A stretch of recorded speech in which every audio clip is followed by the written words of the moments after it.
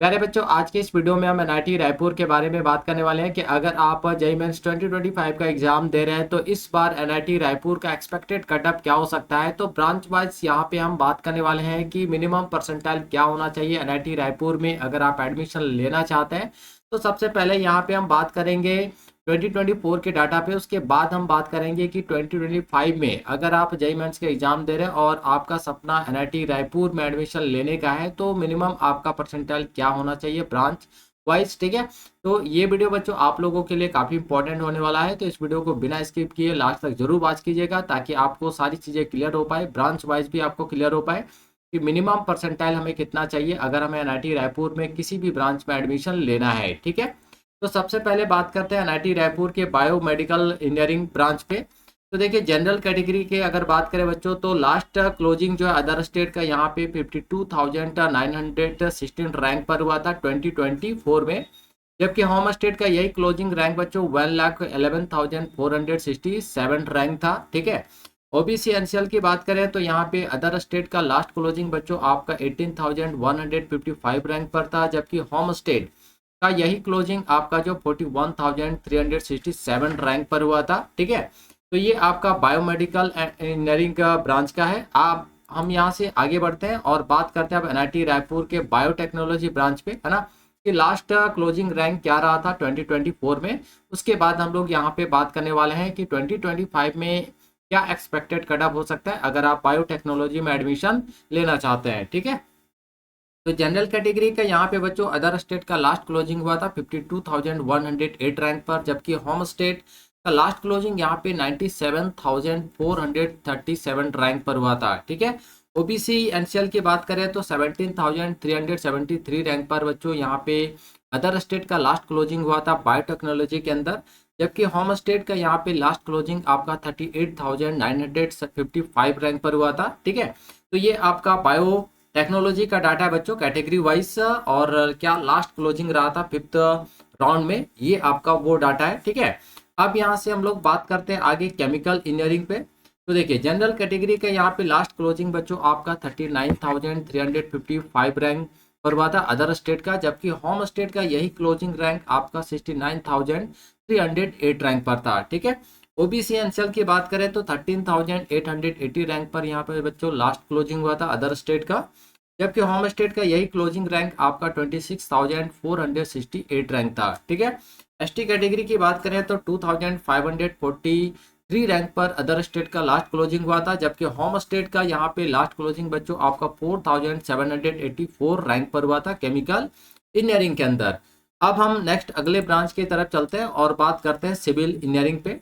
तो general category का यहाँ पे लास्ट क्लोजिंग अदर स्टेट का बच्चों 44,960 रैंक पर हुआ था, जबकि होम स्टेट का यही क्लोजिंग रैंक आपका 71,977 रैंक था। ठीक है, एसटी कैटेगरी की बात करें तो 2,353 रैंक पर बच्चों लास्ट क्लोजिंग हुआ था अदर स्टेट का, लेकिन होम स्टेट के क्लोजिंग रैंक की बात करें तो 4,119 रैंक पर सिविल इंजीनियरिंग के अंदर एसटी कैटेगरी का बच्चों होम स्टेट वालों का लास्ट क्लोजिंग देखने को मिला था। ठीक है, यहाँ से बढ़ते हैं टॉप मोस्ट ब्रांच। हर एक बच्चे का सपना होता है बच्चों, है ना, जो भी जेईई मेंस की प्रिपरेशन करते हैं उनका सपना होता है कि कम से कम उनको इंडिया के टॉप एनआईटीज में जो है बच्चों कंप्यूटर साइंस के अंदर एंट्री मिल जाए। ठीक है, तो अगर आपका सपना computer science and engineering branch में एडमिशन लेने का है ना, तो आप देख सकते हैं एनआईटी रायपुर में आपका क्या कटअप जाता है।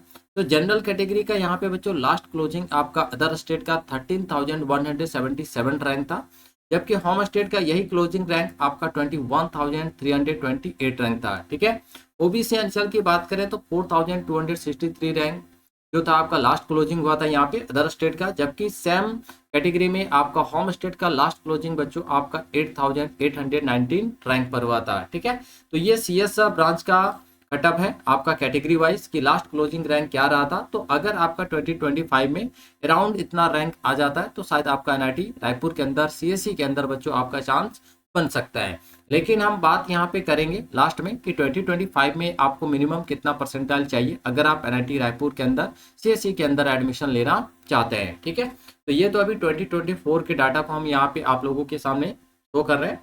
2025 पर भी हम बात करेंगे लास्ट में। ठीक है, चलिए इलेक्ट्रिकल इंजीनियरिंग के अंदर बच्चों तो जनरल कैटेगरी का लास्ट क्लोजिंग आपका 26,898 रैंक पर हुआ था, जबकि होम स्टेट का क्लोजिंग आपका 44,565 रैंक पर हुआ था। एससी कैटेगरी की बात करें तो 5,118 रैंक पर बच्चों अदर स्टेट का लास्ट क्लोजिंग हुआ था इलेक्ट्रिकल इंजीनियरिंग के अंदर, जबकि होम स्टेट का यही क्लोजिंग रैंक आपका 10,632 रैंक था। ठीक है, तो ये आपका इलेक्ट्रिकल इंजीनियरिंग का डाटा हो गया। अब नेक्स्ट यहाँ से हम लोग बढ़ते हैं इलेक्ट्रॉनिक्स एंड कम्युनिकेशन इंजीनियरिंग के अंदर, है ना। तो सीएससी के बाद अगर बच्चों को चांस नहीं मिलता तो ज़्यादातर वो ट्राई करते हैं आपका इलेक्ट्रॉनिक्स एंड कम्युनिकेशन इंजीनियरिंग के अंदर। ठीक है, तो देखिए जनरल कैटेगरी का यहाँ पे अदर स्टेट का लास्ट क्लोजिंग बच्चों 18,823 रैंक पर हुआ था, जबकि होम स्टेट का यही क्लोजिंग रैंक आपका 35,860 रैंक था। ठीक है, ओबीसी एनसीएल की बात करें तो 6,657 रैंक लास्ट क्लोजिंग रैंक था फिफ्थ राउंड पे, और होम स्टेट की बात करें बच्चों तो 16,842 रैंक पर लास्ट होम स्टेट के बच्चों का यहाँ पे क्लोजिंग देखने को मिला था।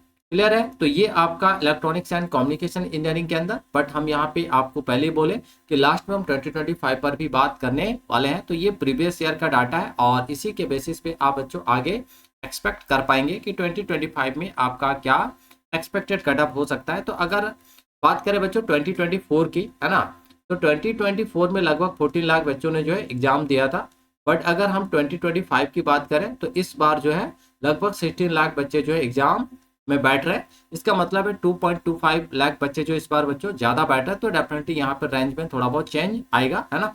ये जो आप रैंक देख रहे हैं इस रैंक में आपको वेरिएशन देखने को मिलेगा। ठीक है, चलिए नेक्स्ट है माइनिंग इंजीनियरिंग। तो माइनिंग इंजीनियरिंग के अंदर बच्चों जनरल कैटेगरी का जो लास्ट क्लोजिंग हुआ था वो 51,623 रैंक पर हुआ था, जबकि होम स्टेट का लास्ट क्लोजिंग यहाँ पे आपको 82,515 रैंक पर देखने को मिला। ओबीसी एनसीएल की बात करें तो 16,882 रैंक पर बच्चों अदर स्टेट का लास्ट क्लोजिंग हुआ था माइनिंग इंजीनियरिंग के अंदर, जबकि होम स्टेट के बच्चों का यहाँ पे लास्ट क्लोजिंग आपका 35,058 रैंक पर हुआ था। ठीक है, एसटी की बात करें बच्चों तो 3,156 रैंक पर बच्चों यहाँ पे लास्ट क्लोजिंग अदर स्टेट का, जबकि सेम कैटेगरी में होम स्टेट का लास्ट क्लोजिंग जो है आपका 5,082 रैंक पर जो है एनआईटी रायपुर में माइनिंग इंजीनियरिंग के अंदर बच्चों देखने को मिला था। ठीक है, नेक्स्ट बात करते हैं इंफॉर्मेशन टेक्नोलॉजी, है ना। ज्यादातर सीएससी के बाद अगर चांस नहीं मिलता है तो बच्चे जो है आईटी की तरफ मूव करते हैं। आईटी भी आज के टाइम पे अच्छा खासा इसका डिमांड चल रहा है बच्चों, है ना। तो जनरल कैटेगरी की बात करें तो 16,070 रैंक पर बच्चों यहाँ पे अदर स्टेट का लास्ट क्लोजिंग हुआ था, जबकि होम स्टेट की बात करें तो 27,785 रैंक पर बच्चों यहाँ पे लास्ट क्लोजिंग देखने को मिला था। ओबीसी एनसीएल की बात करें तो 5,511 रैंक पर बच्चों यहाँ पे अदर स्टेट का लास्ट क्लोजिंग, जबकि होम स्टेट के बच्चों का यहाँ पे लास्ट क्लोजिंग आपका 12,333 रैंक पर देखने को मिला था। ठीक है, चलिए आगे बात करते हैं मैकेनिकल इंजीनियरिंग पे। तो मैकेनिकल इंजीनियरिंग में बच्चों जनरल कैटेगरी का लास्ट क्लोजिंग आप देख सकते हैं 35,628 रैंक पर हुआ था, जबकि होम स्टेट का लास्ट क्लोजिंग यहाँ पे 55,150 रैंक पर देखने को मिला था। एसटी कैटेगरी का यहाँ पे लास्ट क्लोजिंग अदर स्टेट का 2,392 रैंक पर, जबकि होम स्टेट का यही क्लोजिंग रैंक 4,161 रैंक पर देखने को मिला। ठीक है, चलिए आगे बात करते हैं मेटलर्जिकल एंड मटेरियल्स इंजीनियरिंग का। तो जनरल कैटेगरी का लास्ट क्लोजिंग यहाँ पे अदर स्टेट का 49,080 रैंक था, है ना, फिफ्थ राउंड पे, जबकि होम स्टेट का यही क्लोजिंग रैंक 76,780 रैंक था। ठीक है बच्चों, तो ये आपका मेटलर्जिकल एंड मटेरियल्स इंजीनियरिंग का डाटा है और ये 2024 का डाटा है। अब हम लोग यहाँ पे बात करते हैं 2025 में अगर हमें इन सारे ब्रांचेस में एडमिशन लेना है एनआईटी रायपुर के अंदर बच्चों, तो क्या हमारा मिनिमम परसेंटाइल हो सकता है ना, यानी मिनिमम हमें कितना लाना पड़ेगा 2025 में, तो उस पर बात करते हैं जो आप लोग बेसब्री से इंतजार कर रहे थे, है ना। तो NIT Raipur JEE mains expected cutoff 2025, तो ये हमारे सारे ब्रांच है, ये अदर स्टेट और ये आपका क्या हो गया होम स्टेट का। ठीक है, तो कंप्यूटर साइंस एंड इंजीनियरिंग के अंदर अगर बात करें तो अगर आप अदर स्टेट के बच्चों और अगर आप एनआईटी रायपुर के अंदर सीएससी में एडमिशन लेना चाहते हैं तो मिनिमम जो है इस बार एक्सपेक्ट किया जा रहा है कि आपका जो परसेंटाइल है वो 99.1 से लेकर 99.15 होना चाहिए। ठीक है, होम स्टेट की बात करें तो यही परसेंटाइल आपका 98.55 से 98.6 के आसपास अगर आपका आ जाता है तो आई होप यहाँ पे हम एक्सपेक्ट कर सकते हैं कि आपका एडमिशन जो है वो सीएससी के अंदर एनआईटी रायपुर में हो सकता है। ठीक है, आईटी की बात करें तो आईटी के अंदर आपको 98.9 से लेकर 99 परसेंटाइल अगर आता है तो चांस आपका यहाँ पे आईटी के अंदर बन सकता है। अदर स्टेट का अगर होम स्टेट की बात करें तो 98.15 से लेकर 98.2 अगर आपका परसेंटाइल आ रहा है इस बार, है ना, 2025 में, तो शायद आपका चांस बच्चों आईटी के अंदर बन सकता है। ठीक है, क्लियर है। उसी तरह से इलेक्ट्रॉनिक्स एंड कम्युनिकेशन इंजीनियरिंग के अंदर 98.7 से लेकर 98 के आसपास, और होम स्टेट का यही रैंक परसेंटाइल 98.2 से 98.4 के आसपास अगर आपका आता है तो यहाँ पे आपका एडमिशन हो पाएगा। ठीक है, इलेक्ट्रिकल इंजीनियरिंग 98.2 से लेकर 98.25, और होम स्टेट के लिए यही परसेंटाइल 97.6 से 97.65 तक। ठीक है, तो यहाँ पे बच्चों हमने ऑलरेडी पूरे जितने भी ब्रांच आपके एनआईटी रायपुर में चलते हैं उनका डाटा हमने यहाँ पे शो किया है कि मिनिमम कितना परसेंटाइल यहाँ पे आपको चाहिए। जैसे अगर हम बात करें कि किसी तरह से आपका एडमिशन एनआईटी रायपुर के अंदर हो जाए, है ना, भले सीएससी ना मिले कोई भी, यानी लास्ट ब्रांच की अगर हम लोग बात करें तो यहाँ पे बच्चों जो लास्ट ब्रांच है वो आपका है बायोमेडिकल इंजीनियरिंग, है ना। आपने देखा भी होगा जब हम फर्स्ट डाटा शो कर रहे थे तो फर्स्ट में आपका बायोमेडिकल इंजीनियरिंग था, और वहाँ पे अगर होम स्टेट की बात करें तो 1 लाख के आसपास, यानी 1,10,000 के आसपास अगर आपका रैंक आ गया था, जिन बच्चों का आया था 2024 में, तो उनका एडमिशन जो है बायोमेडिकल इंजीनियरिंग के अंदर हुआ था। तो अगर आप यहाँ पे परसेंटाइल के बेसिस पे बात करें तो कम से कम अदर स्टेट के अगर आप बच्चों हैं, अगर आप बिलोंग करते हैं बच्चे, है ना, तो आपका मिनिमम परसेंटाइल जो है 96.4 से लेकर 96.5 के आसपास में होना चाहिए। ठीक है, एनआईटी रायपुर के लास्ट ब्रांच में एडमिशन लेने के लिए।